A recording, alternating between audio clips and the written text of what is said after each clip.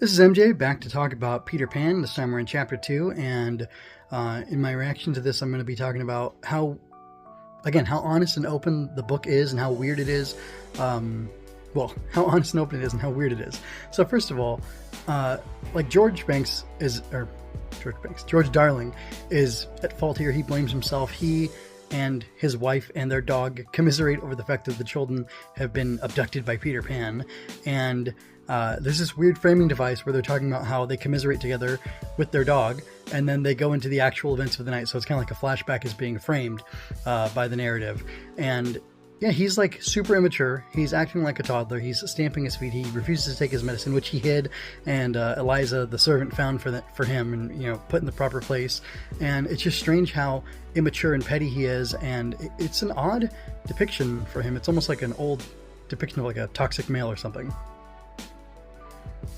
And I do think that's strange, but I think he's a more nuanced character than that. If you really look at how he reacts to things, I don't know. I don't know that Barrie's... Mrs. Darling is like a good woman, and she is depicted in a very positive light. And George is not so depicted, is depicted in like a less positive light. He's not bad though. I don't think Barrie thinks he's bad. I just think he has, whatever problems. He's a frail mortal, and it's more about maybe insulting the class and their pride. I'm not sure. I don't know what class Barrie was from, but he is kind of insulting towards the class and the pride. The parents. Anyway, what happens is because of his pride and the fact that he gets mad at Nana and wants to throw her out because everybody likes her better than they like him, and they're sympathizing with her when he did something nasty to her, which was make her drink his medicine that he didn't want to drink because he was being a baby about it. He throws her out, and that night Peter goes into the house, into the room, and he's able to take the kids out of the nursery. And again, this happens because, Mrs. Darling has her fault as well. She wanted to go to this party down the street at someone's house because she loves parties so much, and instead of staying there with their children, they went, but also he was the one who took the dog out. So I actually find it interesting how Barrie frames it as they could both be seen as being at fault for throwing Nana out, or for presenting the opportunity for Peter Pan to come in and take their kids away. Had Nana been there, I'm presuming he wouldn't have thrown her out. Well, I guess had George not been petty, he wouldn't have thrown Nana out.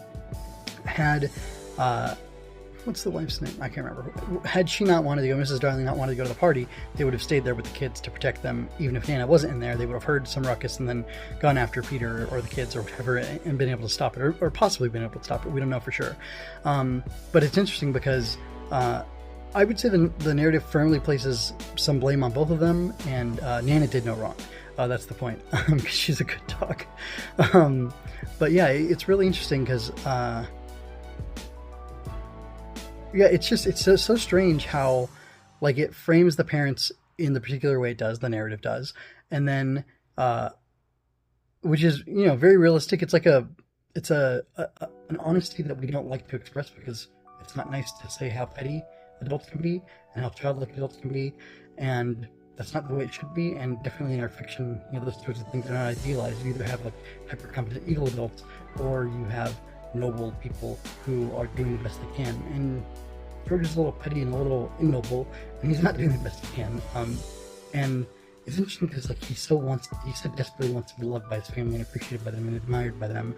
That's that fatal conceit, or that flaw in him is the source of some of these problems, which is pretty interesting. And again, Mrs. Darling comes off basically seeming really good, except for her not foppishness, her desire to go out and socialize and have fun with other adults and be away from the kids. So that's kind of interesting. One more thing, so there's other crazy world building. First of all, it states that Nana is holding Mrs. Darling's hand, which I guess that's the thing where dogs will put their paw in your hand. I don't know. But besides that, there's this mention of stars being sentient, semi-sentient, and being able to communicate by blinking. And there are small or young. I'm not sure if they're small, like diminutive in size, or if they're young, being small in age. They're these small stars that are said to be communicating with Peter and helping him out, and they actually look at him or whatever, and they communicate to Peter. Now is your chance because the darlings are gone. You can go into the nursery and get their kids. It sounds really weird, but it's not as weird as it sounds.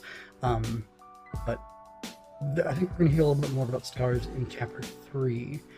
But yeah, it's really interesting. Like, how are stars sentient, and how do they communicate with Peter through blinking? Is he looking up at the stars and then they wink into the door and he knows?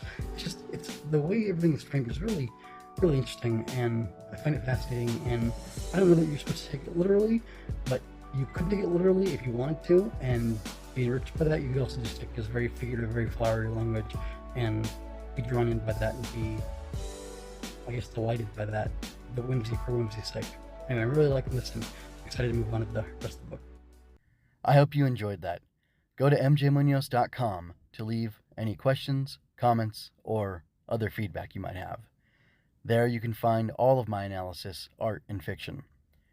I cover books, tokusatsu, comic books, anime, and more. Look around. You're sure to find something else that you'll enjoy as well. This has been a Story Over Everything production.